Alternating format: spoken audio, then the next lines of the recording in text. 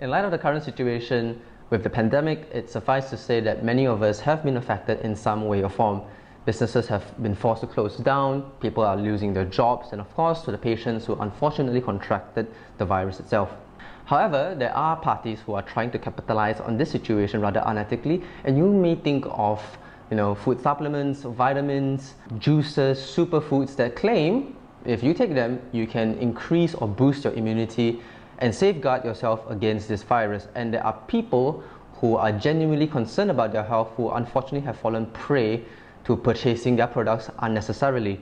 I thought of making a video very quickly to just debunk a bit of myths and have a bit of understanding on this whole immunity system thing, and hopefully this helps. First, let's understand a bit about immunity. Now, I'm no expert in immunity. I'm just a practicing dietitian in the healthcare ecosphere, but here's what I know through the evidence, through the literature, and also through medical colleagues of mine who are doctors. Clinically speaking, immunity in the body is an amalgamation of a multitude of different systems, organs, proteins, and cells, from systems such as the lymphatic systems to organs to proteins to cells like T cells, white blood cells, and so on. Each one of these intermediaries come from their own respective biological system, which have multitudes of factors affecting their efficacy and how they perform. For a company or a party to claim that by taking a particular supplement it boosts the immunity system because it strengthens one of the several complex components in the immune system, it's not clinically accurate per se. For example, one of the most common statements you'll hear is about vitamin D, and they'll say that vitamin D boosts immunity because it increases white blood cells, for example. Therefore, by taking more vitamin D, you should have more white blood cells, right?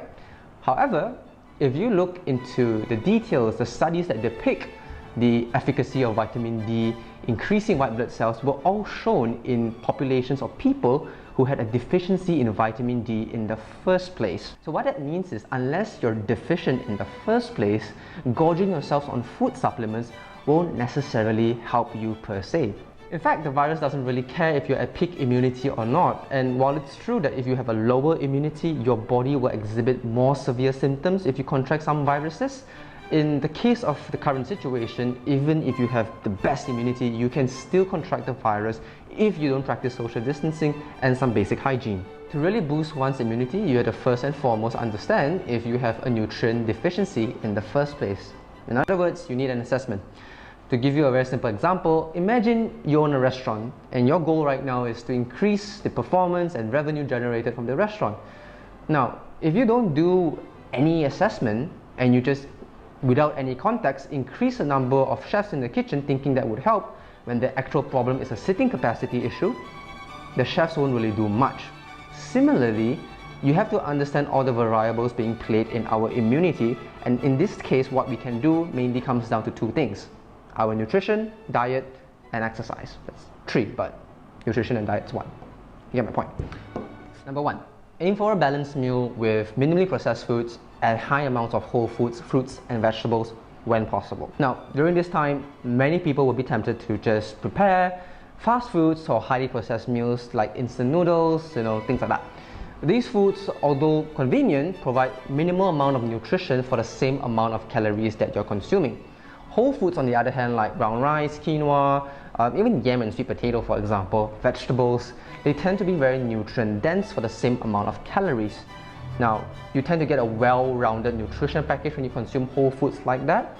And in terms of nutrition absorption, they are also much better in terms of the absorption rate compared to a supplement. Now, I'll admit, I myself have fallen short and went down the path of instant noodles as well, but you can always beef it up by adding frozen or fresh vegetables, some protein foods such as tofu or eggs that are generally well available in the pantry. Number two, have some exercise. Now, suffice to say, during this lockdown period, it may be not ideal to perform exercise at home because of the environment, but try to get some body weight or resistance training at home nonetheless. If you're not in a sick or ill condition, there's actually evidence to suggest that it may boost your immune response. There's also tons of online videos right now that you can just follow suit. Ideally speaking, 20 to 30 minutes a day, but if you can't, it's fine. 2 to 3 times a week is better than nothing. Number 3, supplement only when necessary. Now, before you click add to cart, think about it. Are you really nutritionally deficient? If you've been portioning your food, eating whole foods, fruits and vegetables, chances are you are more likely to be nutritionally adequate. Now, it's true during periods like this lockdown at the moment, you may have less sunlight exposure and less vitamin D as a result.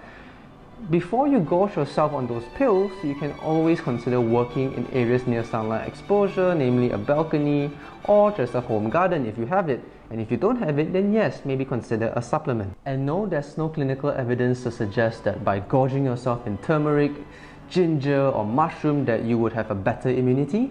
But if you do enjoy them, yes, go ahead and have your turmeric latte, but if you don't enjoy it, please don't force yourself to take them just because you think that may be a benefit at the end of the road. At the end of the day, moderation is still key. So, even if you are at peak immunity, it doesn't mean that you are immune to this virus. The most important thing to do is still to practice social distancing, good hygiene and sanitation. Remember, with sound science, some basic simple steps, and clean hands, you too can survive this pandemic without breaking your bank. Stay safe, and I'll see you on the flip side.